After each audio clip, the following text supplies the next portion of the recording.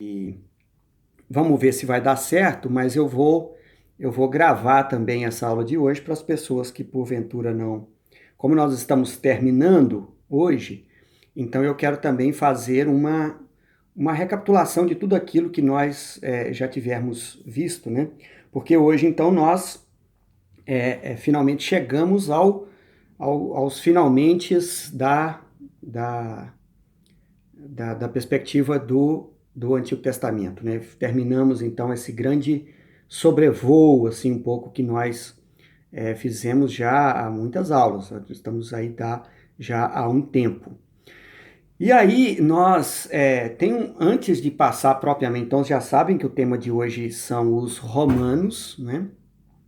Mas antes de passar aos romanos, eu quero recapitular uma coisa que para nós é fundamental, que é a é, é, é, esse período todo que se dá com a invasão dos gregos. Isso de uma importância histórica e depois para tudo aquilo que vai ser elaborado agora para frente, né? Vai ter muita importância. Ok, então nós estamos no período, lembra-se disso, pós-exílio ou pós-exílico, né? E o período pós-exílico, ele tem muito a ver com a identidade do povo. Ou seja, tudo aquilo que nós passamos, tudo aquilo que nós sofremos, todas as nossas conquistas, então agora nós vamos revê-las, né? À luz da aliança, do pacto com Deus, da lei que o Senhor Deus nos deu, né? Então, tem sempre essa ideia do quem somos nós. Quem somos nós?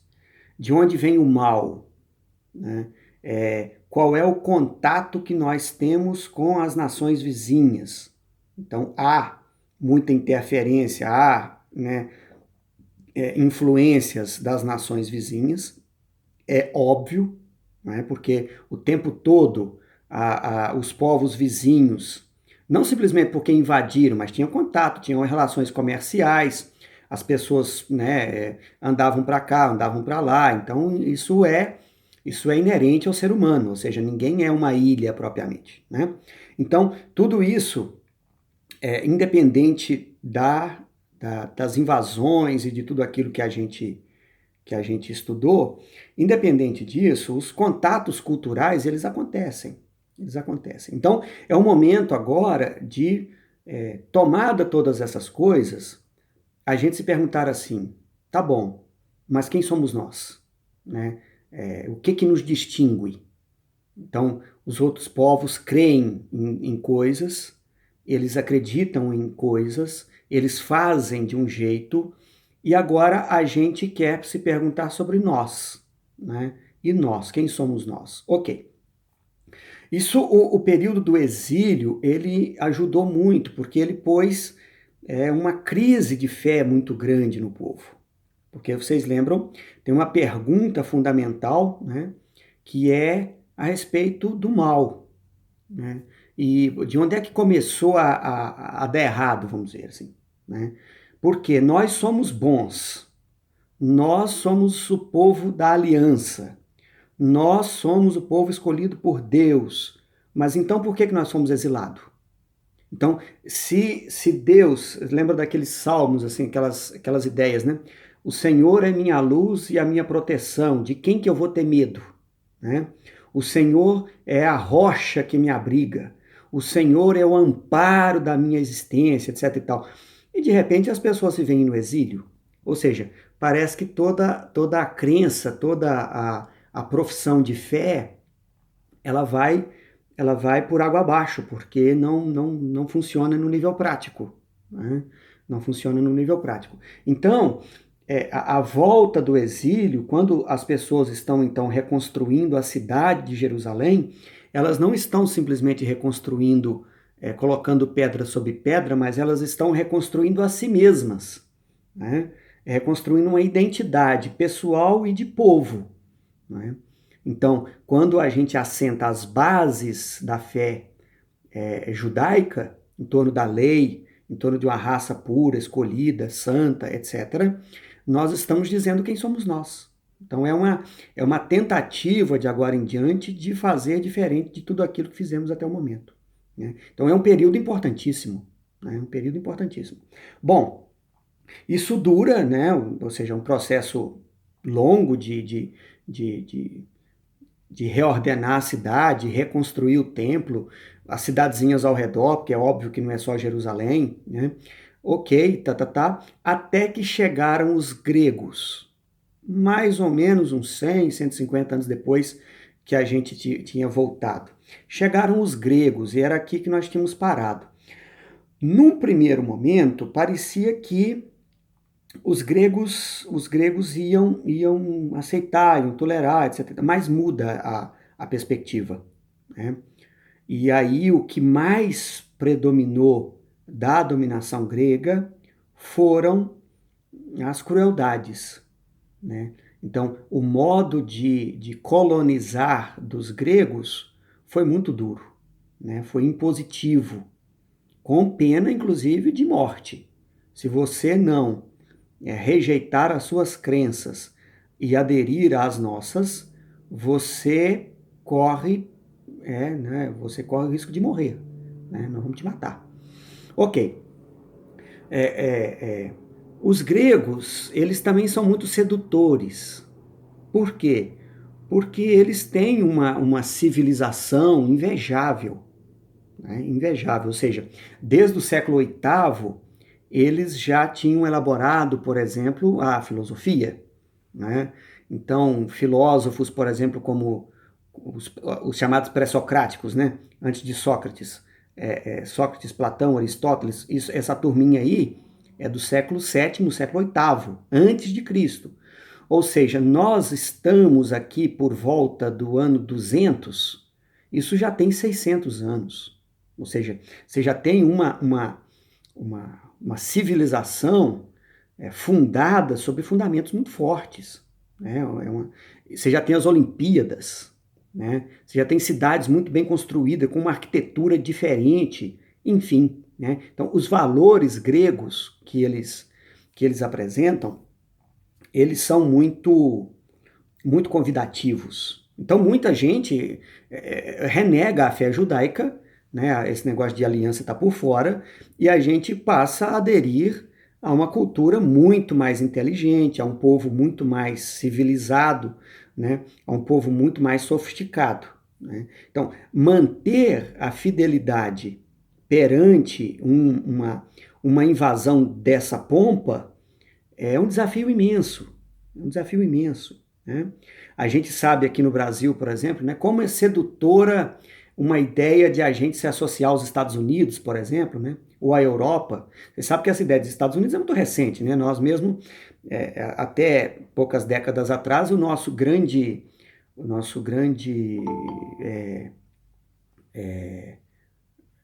a cultura mais sedutora é a cultura francesa, né? Então, essa coisa né? Ou seja, você manter uma identidade quando o seu colonizador é muito atrativo, é muito difícil, né? É muito difícil. Então, o desafio aqui da fé judaica vai ser o quê? Nós vamos ter de nos robustecer. Nós vamos ter que ficar fortes para poder aguentar toda essa carga que está vindo sobre nós. Então a gente fica firme, né? Mantém firme a identidade do povo, mantém firme a aliança, mantém firme as nossas relações, etc., para a gente suportar todo o peso da civilização, né? Como é que se diz isso? Helênica, né? Bom, o que eu queria deixar muito claro para vocês é o contraste que há entre o modo dos gregos de colonizarem e o modo dos romanos colonizarem, né? Por quê? Porque, então, o modo grego é este modo violento que a gente viu, né? Vocês leram aí 2 Macabeus 7, que é o caso da mãe Macabeia, né? Então são duros, eles destroem tudo, né? Roubam, né? E matam, né? E tem uma coisa muito violenta. Os romanos não tanto, né? O que vai ser propriamente a perspectiva deles? Olha, nós somos politeístas. Os gregos também eram. Os gregos também eram politeístas. Mas os romanos pensam assim: nós, romanos, somos politeístas. Nós acreditamos em vários deuses. Então, um deus a mais, um deus a menos, não é que vai fazer tanta diferença assim. E outra, como estratégia política, é uma boa. É uma boa. Por quê? Porque se eu deixar você crer nas suas coisas e você poder falar na sua língua, conservar os seus costumes religiosos, etc., certamente você vai me dar menos trabalho. Ou seja, você vai se rebelar menos. Né? Então, revoltas, por exemplo, quando a gente viu na aula passada, né, de Judas Macabeu, os romanos não precisam de enfrentar coisas do gênero. Né? Claro que haverá, claro que haverá. Né? Haverá revoltas, haverá grupos, etc., né, contra os romanos. No clima de Jesus, vocês lembram que mesmo no grupo de Jesus, tem uma certa raiva dos romanos. É natural, ou seja, né? Mas você tem também os partidários dos romanos, né? Dentre os grupos, por exemplo, que Jesus convive, né, da época de Jesus, tem os chamados herodianos. Ou seja, é o pessoal que está, na expressão que a gente diz hoje, fechado com Herodes. Né? E quando vão prender Jesus, por exemplo, tem alguém que saca uma espada da bainha e corta a orelha do soldado Malco, dizem, né? Registrado até o nome do sujeito. Ou seja, o clima não é tão pacífico assim. Né? O clima é também de uma certa tensão, de uma certa. Como é que a gente diz? De certos conflitos, etc. Mas é muito diferente. Então, os gregos são muito mais impositivos e os romanos muito mais, vamos dizer assim, sensíveis, né? Mas não por bondade. Eu acho que muito mais por estratégia, né? Muito mais por tática de dominação. Agora, como é que a gente faz a passagem dos gregos para os romanos? Então, eu estou falando de dois impérios enormes, enormes. Né? É coisa assim que a antiguidade nunca tinha visto antes, alguém tão poderoso. Porque todas aquelas coisas que a gente viu antes, né? Egito, Babilônia, Assíria, os persas e tal e coisa, todos esses povos que a gente viu até o momento, todos esses povos foram derrotados. Né? Ou seja, isso que está vindo agora, os gregos, eles são muito mais poderosos do que todos os outros juntos, porque senão não teria se imposto, é óbvio. Né? Tudo bem, então vamos pegar aqui. Né? A pergunta então inicial nossa é assim: como é que se deu a passagem do Império Grego para o Império Romano? Bom, historicamente, a gente sabe que foram batalhas muito vigorosas. Né? Então, você tem na história da humanidade as guerras greco-romanas são violentas, são robustas, etc. Agora, se a gente perguntar para os judeus do Antigo Testamento, eles dirão assim: fomos nós, fomos nós. Né? Ou seja, eles leem a história, né, como se os grandes protagonistas do negócio fossem eles. Eu falei com vocês, né? Semana passada, né? Então, é como se houvesse dois elefantes grandes brigando, né? E tem uma formiguinha que fala assim: não, foi por minha, fui eu, né? Fui eu que fiz, foi eu que aconteci, foi eu que causei, etc. Ou seja, é uma alta imagem assim bastante inflada, né? que não é propriamente aquilo que de fato aconteceu. Tá, então eu pedi para vocês, né, e vamos pegar agora também para aprofundar, o capítulo 12 da primeira Macabeus, porque aqui então, quando a carga está muito pesada, teve as rebeliões todas, etc e tal, então eles mandam emissários. Olha, diz que está surgindo aí um povo muito forte e que tem feito um grande bem, sabe, pessoa, um império bom. Então vocês vão lá e peçam ajuda a este pessoal, né? E este pessoal são os romanos, ou seja, tem uma delegação judaica que vai pedir ajuda aos romanos contra os gregos. Então vocês reparem que a maneira dos judeus lerem a chegada dos romanos é a partir da sua própria experiência, né? Tudo bem. Vamos pegar lá então, Bíblia na mão aí, 1 Macabeus 12. Né?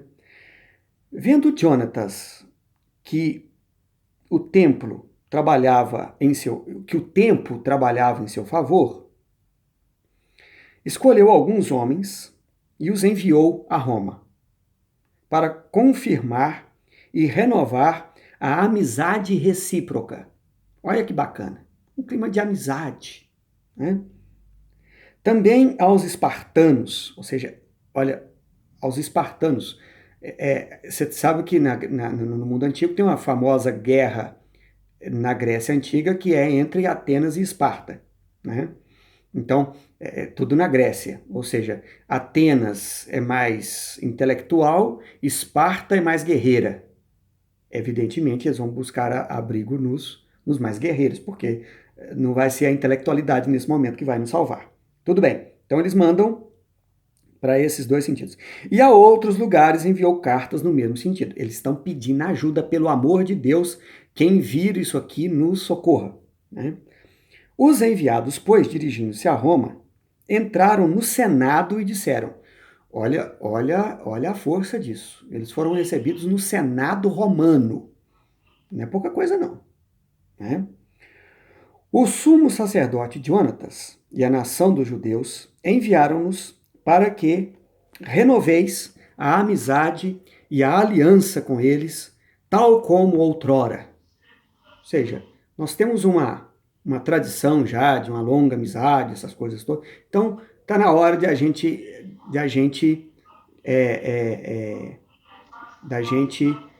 reaver aquele pacto nosso, etc e tal. Deixa eu só... Espera lá, porque tem gente aqui com o microfonezinho.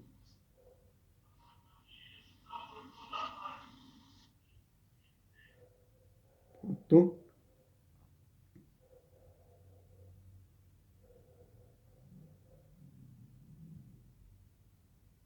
Beleza? Bom, os romanos lhe entregaram cartas para as autoridades locais, a fim de que eles favorecessem o retorno tranquilo à terra de Judá. Então, eles foram recebidos no Senado romano, né, tapete vermelho, banda de música, né, e os romanos mandam uma carta para eles. Alguém está com o microfone ligado aí. Eu tentei desligar e ligou de novo. Vamos de novo. Estou? Pronto. Agora, então alguém poderia ler, por favor, então, a sequência aí a partir do versículo 5. Liga o microfone e até o final aí, até o 18. De 5 a 18.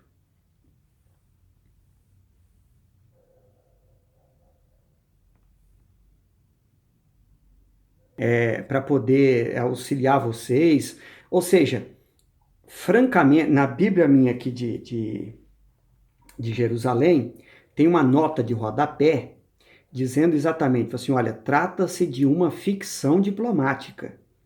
Uma tal conversação entre o povo judeu e o povo romano nesses termos nunca existiu, ou seja, isso aqui é pura literatura, né? Por quê? Porque o romano aqui, o judeu aqui, ele está se colocando numa num protagonismo que de fato é óbvio que ele não tem. Como eu já dizia, é como se os elefantes estivessem brigando e a formiguinha acha que foi ela a grande responsável por tudo, né?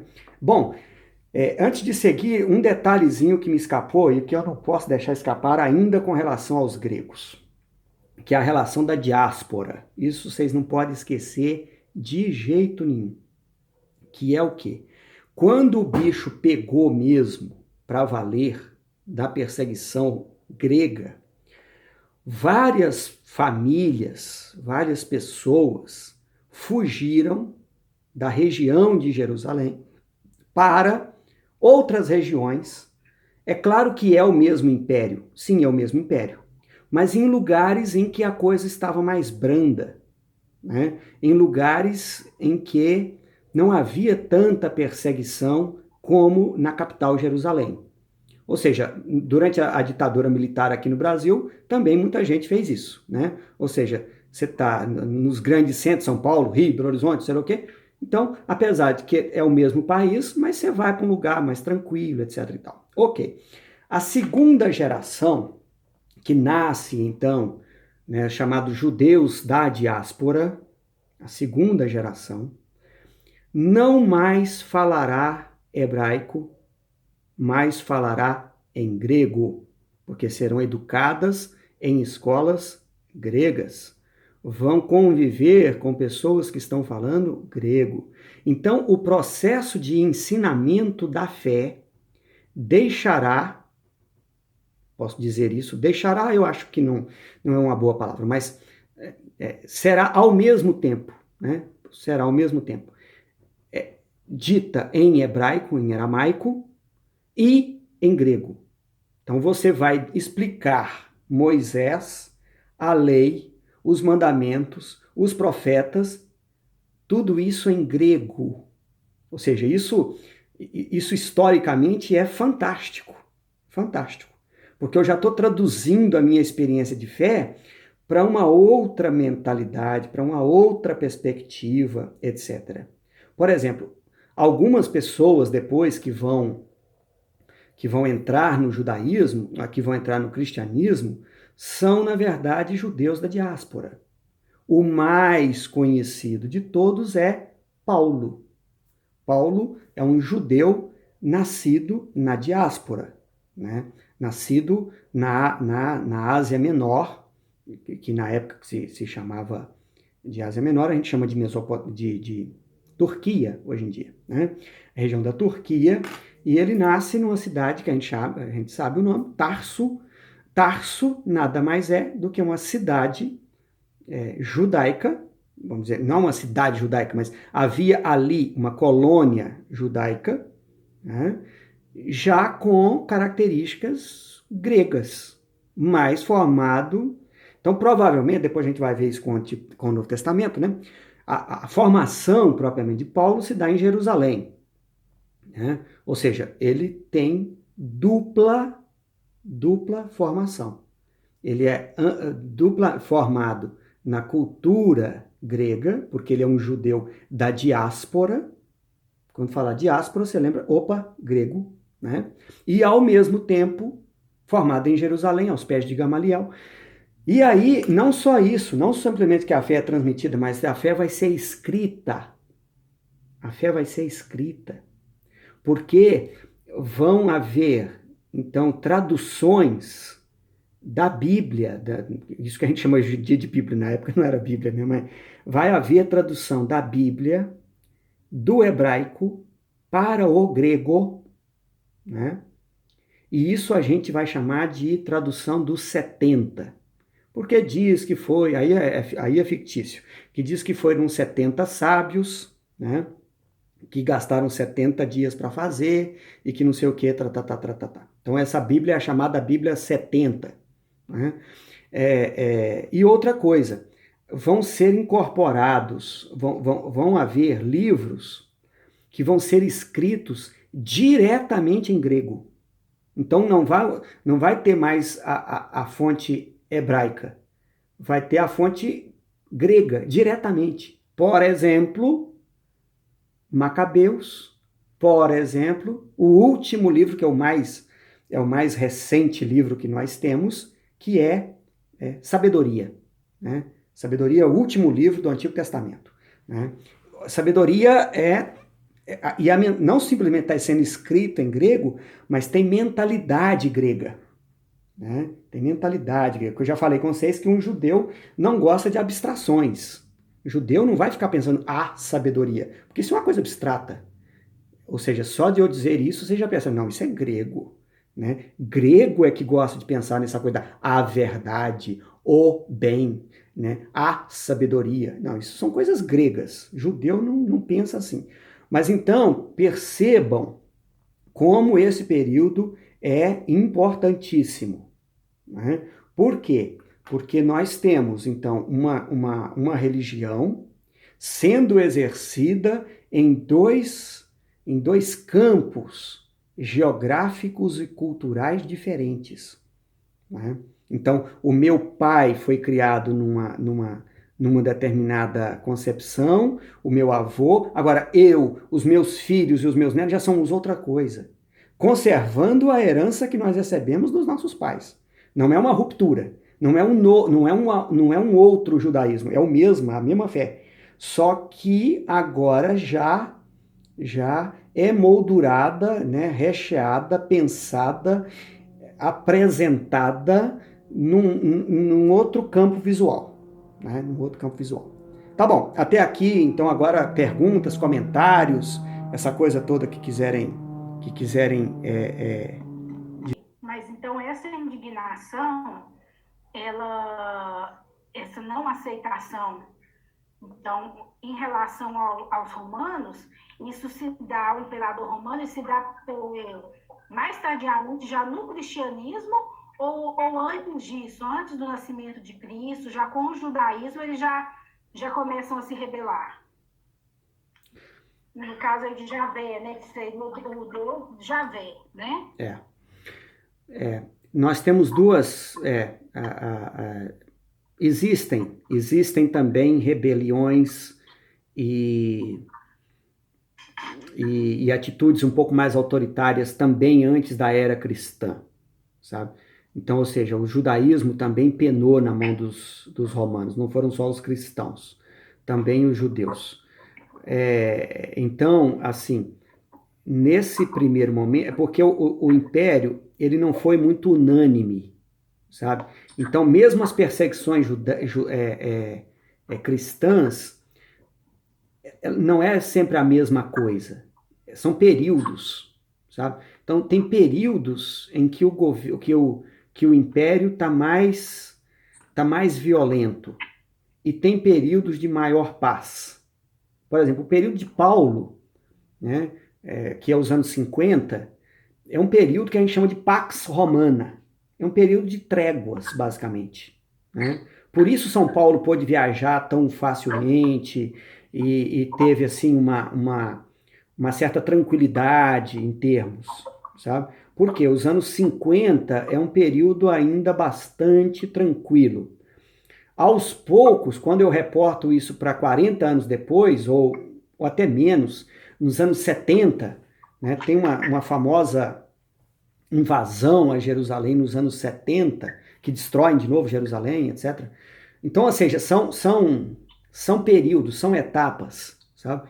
Mas então, respondendo a sua pergunta, sim, também os judeus, antes da era cristã e mesmo depois da era cristã, também sofreram na mão dos romanos. Ô, Frei, deixa eu te perguntar uma coisa. Mas com relação a isso, os judeus não tinham essa ideia de Salvador, né? Porque, na verdade, a aliança deles era com Javé, né? Então não tinha esse negócio de Salvador. O Salvador era esperado só depois que os romanos começaram a intensificar a perseguição, não sei, a violência contra os judeus, né? Porque aí eles estavam esperando o Messias, é o que os judeus esperam até hoje, né? A Uhum. vinda do Messias. E nós, que somos cristãos, consideramos que Jesus é o Salvador do Messias, né? Bom, a espera messiânica, ela começa logo depois, ou quase que simultaneamente, ao período da monarquia. Então a gente volta lá atrás, ou seja, como os reis foram um fracasso, como os reis nos decepcionaram, então caberá a Deus nos mandar um novo rei, um rei salvador, um rei salvador. Depois nós vamos reportar essa ideia de Salvador Messias, lembrem, para Ciro. Microfones ligados aí. Tá dando interferência. Né? Deixa eu ver porque aqui. eu quero fazer uma pergunta para o senhor. Não, mas por enquanto eu estou explicando, senão dá muita. Dá muito eco aqui. Então, a primeira fase a primeira fase de a gente fazer já uma aclamação de Salvador é lá no período dos reis. Atenção, Salvador aqui não significa de um Salvador depois da morte. É um Salvador, vamos dizer, político, né? É um Salvador da nação, né? Tanto é que depois essa mesma categoria vai ser aplicada a Jesus, né? Ou seja, depois que Jesus ressuscita, os discípulos ainda perguntam: é agora que vais restituir o reino de Israel? Né? Então, você tem, primeiramente, na época da monarquia, depois você vai reportar essa ideia de Messias e você vai assimilar isso como Ciro, né? E agora, nesse período, né, do Império, alguém tem que colocar o Império Romano para correr, né? Alguém tem que nos tirar da mão do colonizador. Este alguém será o Messias. Como é que vai ser o Messias? Um rei poderoso, forte, né, revolucionário, né, para poder, então, expulsar o império. Agora, Jesus vem com um papo que o meu reino não é deste mundo. Aí essas duas informações não batem, porque, caramba, nós esperávamos que fosse ele, mas do jeito que ele age, não é ele, né? Ele é uma fraude. Né? Ok. Frei, Sim. eu queria, quando o senhor começou a ler esse texto, na primeira frase que o senhor lê, o senhor fala Senado, alguma coisa, e legado. Legado, não sei porque, eu me esqueci aqui agora. Eu queria saber que legado é esse. No início desse texto que o senhor está lendo, a primeira frase lá que o senhor fala, Senado, não sei o quê, e depois o senhor fala legado. Não, é os cônsules. Na primeira frase que o senhor lê desse texto. Legado da CIA. Isso, legado. Legado significa embaixador. Sim, mas legado é esse? Legado do quê? Da CIA? Da Síria. É o embaixador. Ah, tá. É porque eu não tinha entendido. É o embaixador.